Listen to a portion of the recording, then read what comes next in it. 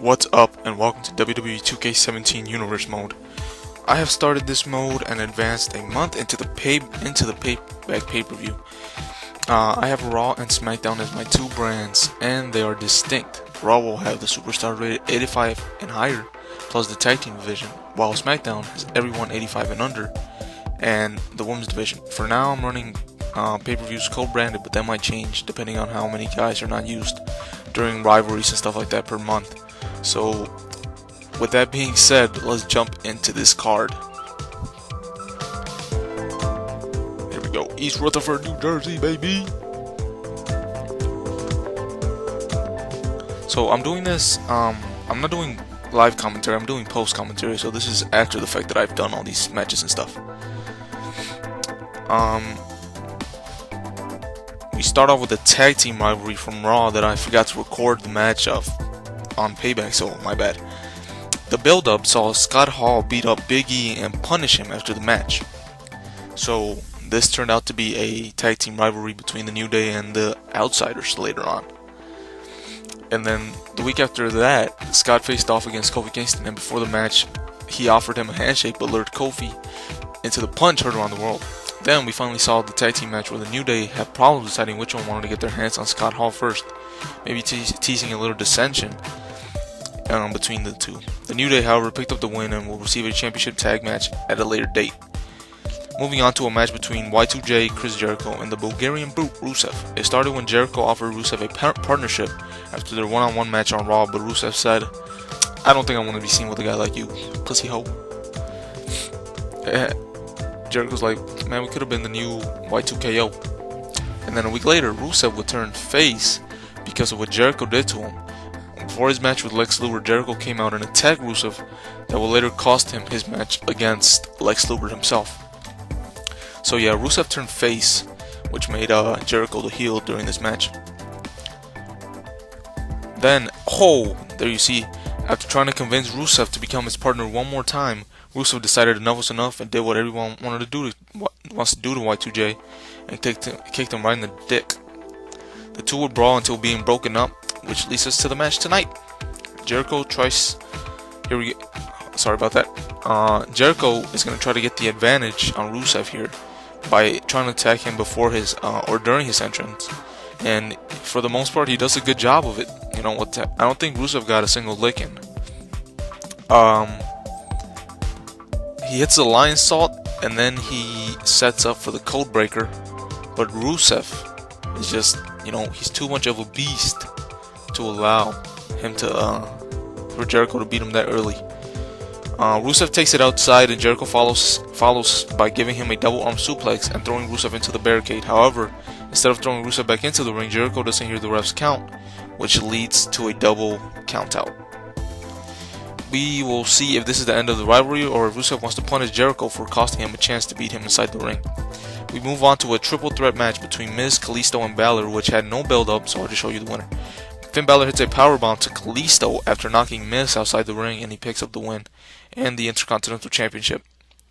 Speaking of mid-card championships, there you see Finn Balor. I like that Intercontinental Championship better, so that's why I switched to that one. Sorry if you guys like the white design. But anyway, speaking of mid-card championships, we move to the newly returned, here's another one that I like, the European Championship title held by Alberto Del Rio. After winning his match against Sheamus on SmackDown, Del Rio is presented with his new challenger, who turns out to be Darren Young. Let's make him great again by going after the European Champion. And just like we saw earlier with Jericho, Del Rio attacks Young before his match with Baron Corbin, injuring him, and therefore costing him his match. He was resilient and he still had that match against Corbin, but he ended up losing. And then afterwards, Del Rio came out to mock Young after his loss to make sure that Young knows what he got himself into. You want to be the number one contender? Well, pussy hoe. I'm Del Rio, perro. Alright, so let's go ahead and jump into the match, where it was kind of surprising in the beginning. Darren Young actually dominated most of the beginning of the match. Here you see Del Rio hitting a move, I don't know, he was gonna go like a suplex, but he did it onto the ropes.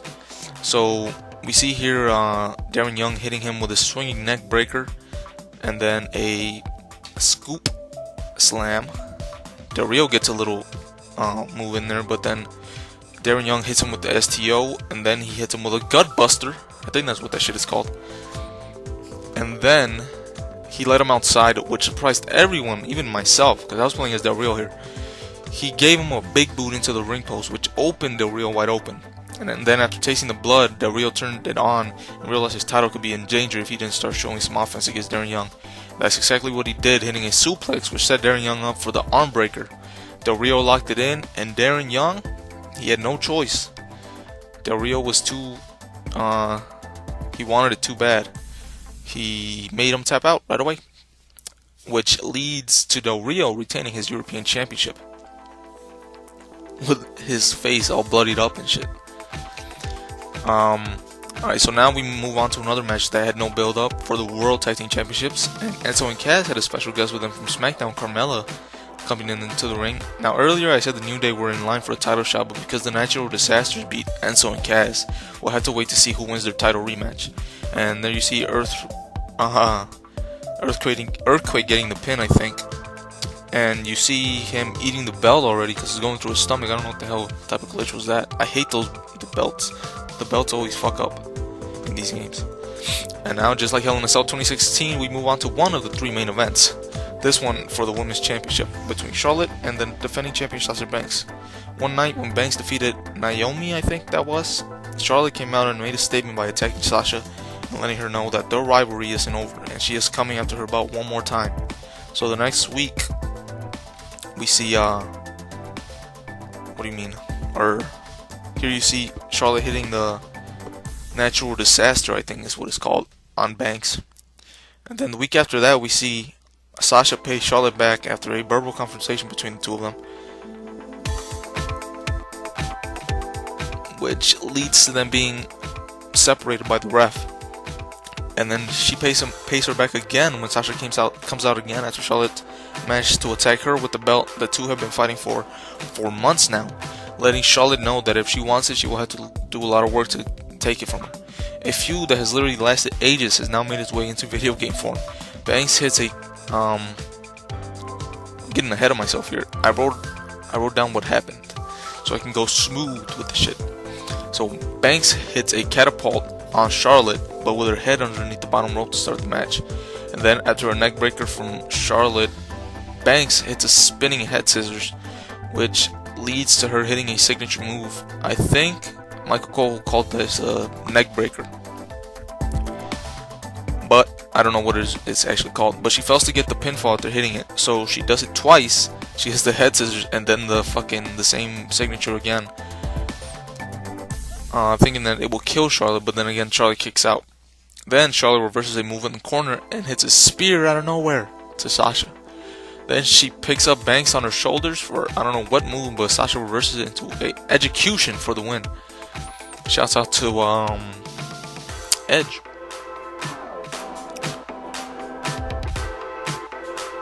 And Sasha ends up holding onto her belt, but I doubt that's the last time we'll see these two in the ring together. So our next main event match is a match that we thought we would never see between AJ Styles and a great veteran, the greatest of all time, Kane. Yes, Kane versus AJ Styles. Kane wants a title shot, so he comes out and attacks AJ Styles from behind and then hits him with his own world championship. And yes, AJ Styles is rated over 85 or 85 or higher. I'm going to let him lose the title, and then he'll be on Raw exclusively. He's on both brands right now because he has a world championship, but after that he'll be fine on Raw, I mean. Then AJ Styles comes out and mocks Kane the next week, accusing him of becoming soft, so he cocks back his fist and makes Kane jump, which amuses Styles, and he leaves the ring while Kane is begging him to come back in. And then, on the last SmackDown before the pay-per-view, AJ Styles decided to return what Kane gave him a couple weeks earlier by taking Kane's head off with the World Championship, and Styles stands tall before this upcoming match between them two at Payback.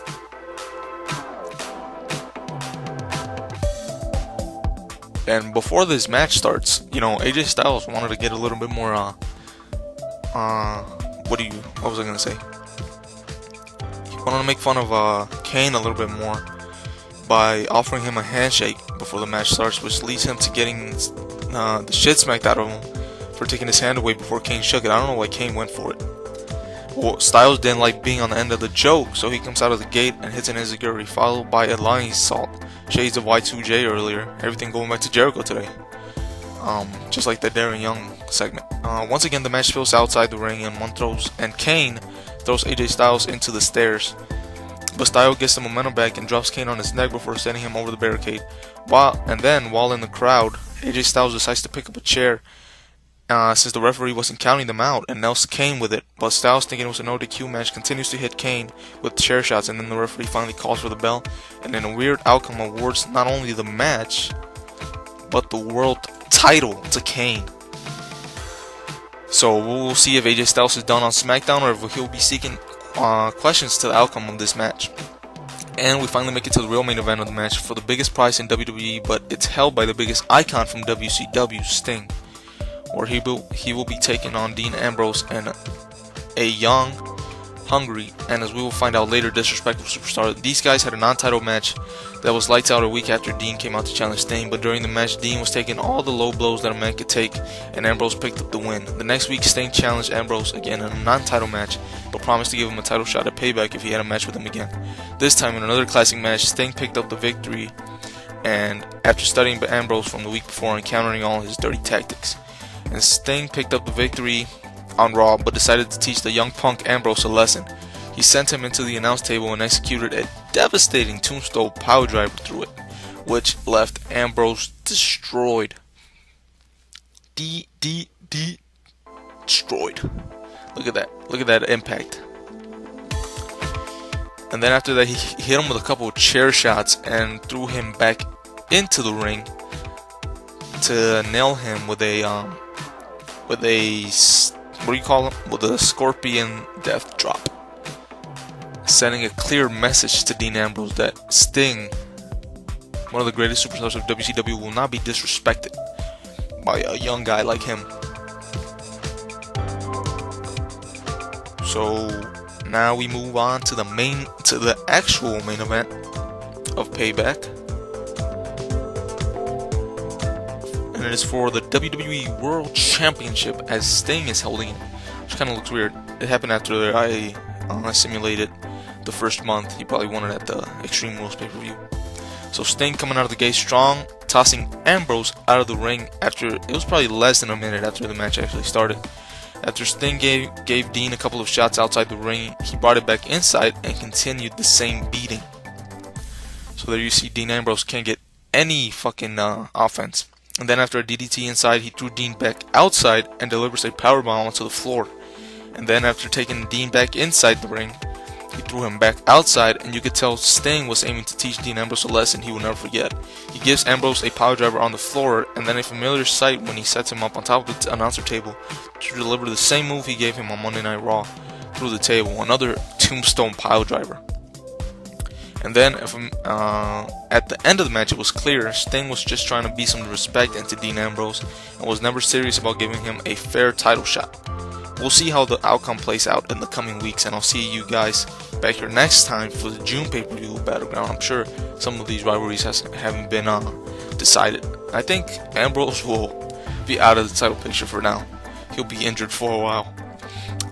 Anyway, thanks for watching. Give it a thumbs up, comment, and subscribe. I hope you like this post-commentary gameplay instead of the live commentary. It's kind of different, but you know, I had more shit to say throughout I talk most of the way through, as opposed to playing the matches out themselves and having dull moments, you know.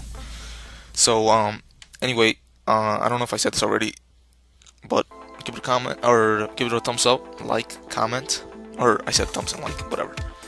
I'm done with UFC Supercard and career gameplays, and I'm bringing you WWE Universe instead. However, no career mode for WWE 2k17 either. I don't like that. I don't like that mode. With that being said, see you motherfucking bitch ass, pussy ass, hoe ass, motherfucking hoe ass. See you later.